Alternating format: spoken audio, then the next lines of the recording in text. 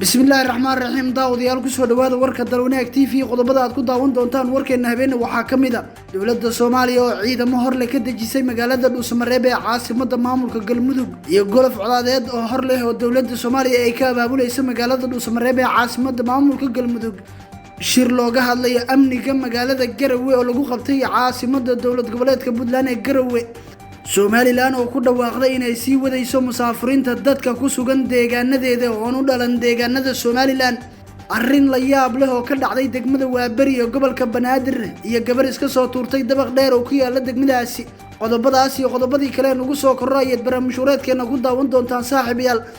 haddii ay tahay markii kuugu horeysay waxaan kaa codsanaynaa inaad channelkeena subscribe saarato like gareyso siina share gareyso si ay u gaaraan asxaabtaada macluumaadkan halka idinku soo gudbino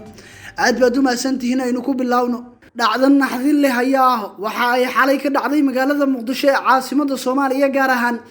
degmada Waaberi kadib markii ay gabar iska soo tuurtay guri dheer oo ku yaala halkaasi gabadhan lagu magacaabo Aamine Faysal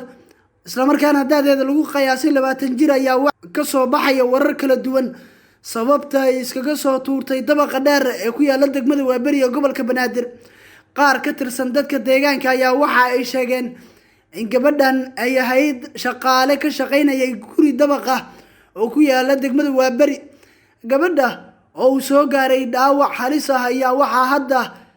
lagu dabiibaya mid kamid ah isbitaalada magaalada Muqdisho ee caasimadda Soomaaliya gaar ahaan isbitaalka Digfaar ee magaalada Muqdisho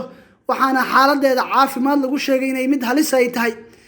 dhaawac ayaa ka soo gaaray sanka iyo gacan sida ay ku soo waramayaan dad ka warhaya dhaawaca soo gaaray gabadhaasi sababta ay isku soo tuurtay ayay dadka deegaanka waxay ku sheegeen inay tahay arrimo jacayl oo la xiriira gabadhaasi iyo wiil ay xiriir wada wadaagayeen isla markaana boholyow iyo caashaq ay qalbiga ugu qaaday darteeda isku soo tuurtay balse warkaasi lama xaqiijin karo maadaama gabadhu ay miir daboolan tahay isla markaana war waxa laga haynin oo ku saabsan sababta ay isku soo tuurtay sidoo kale warar kale ayaa waxay sheegayaan in gabadhaani ay isku soo tuurtay culeysyo ka haystay dhanka qoyskeeda inkastoo aan si rasmi ah loo xaqiijin warkan ma ahan markii ugu horeysay oo falcaynkan oo kale ah ay ka dhacaan magaalada Muqdisho ee caasimadda Soomaaliya waxaana bilooyin ka hor dabaq ku yaala isla degmada Waaberi laga soo tuuray gabar kufsi loo geystay ilaa ay haddana ma jirto falkaasi cid wax ka qabatay wali waxaad maqlaysaan saaxiibayaal warkeena habeen ee dalwanaag TV haddii ay tahay markii kuugu horeysay waxaan kaa codsanaynaa inaad channelkeena subscribe saarato like gareyso siina share gareyso si ay u gaaraan asxaabtaada kale macluumaadkan halkan idinku soo gudbino diyaarad sidoo ciidamo ka tirsan kuwa gorgor ayaa waxa ay maanta ka degtay garoonka diyaaradaha ee magaalada Dhuusamareeb ee caasimadda dowlad goboleedka Galmudug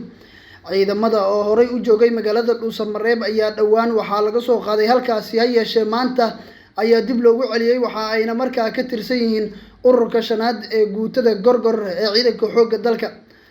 ururka laga helayo magaalada Dhuusamareeb ayaa waxay intaasi ku darayaan in ciidamada ay ku biireen oo ay xoojin doonaan ama xoojin u noqon doonaan ururka 13aad ee guutada 17aad ee kumaandooska horay Dhuusamareeb ugu sugnaa ururka ayaa waxay intaasi ku sii darayaan in ciidamadan ay ka mid noqon doonaan ciidamada ay dowladda Soomaaliya u direysay howlgalka ka dhanka ah al-shabaab iyo howlgalka dib loogu soo celinayo gacanta dowladda degmada Guriceel ee gobolka Galgaduud ee bartamaha Soomaaliya oo ay dhawaan la wareegeen maamulka Ahlusunnah wal Jamaaca ugu dambeyntiina gudoomiyaha gobolka Sool ee Somaliland Cabdiqani Maxamed Jiidhe ayaa sheegay in maalintii shanaad oo xiriir ah ay wadaan musaafiriin dad aan u dhalan gobolka Sool ee ka soo jeeda koonfurta Soomaaliya gudoomiyaha warbaahinta kula hadlay Laascaanood ayaa waxa uu sheegay in dadka ay si nabad ah uga musaafuriyeen oo ay ugu celiyeen deegaankooda waxa uu ugu baaqay madaxweynaha koonfur galbeed inuu la wareego dadkaas isagoo ka jawaabaya eedayn uga timiday maamulka Puntland ayuu gudoomiyaha waxa uu sheegay in Somaliland ay dadka si wanaagsan ula dhaqanto balse maamulka Puntland gaar ahaan gudoomiyaha gobolka Mudug ee Puntland oo dadka iska dilo sida uu hadalka u dhigay ugu dambeyntiina gudoomiyaha gobolka Sool ee Somaliland ayaa waxa uu sheegay inay jiraan dad badan oo ka falceliyay dadka ay musaafuriyeen uu ka mid yahay ra-iisul wasaare Rooble waxa uuna sheegay in amniga Somaliland aysan cid marti u noqonayn isla markaana ra-iisul wasaaraha Soomaaliya ay ilaaliyaan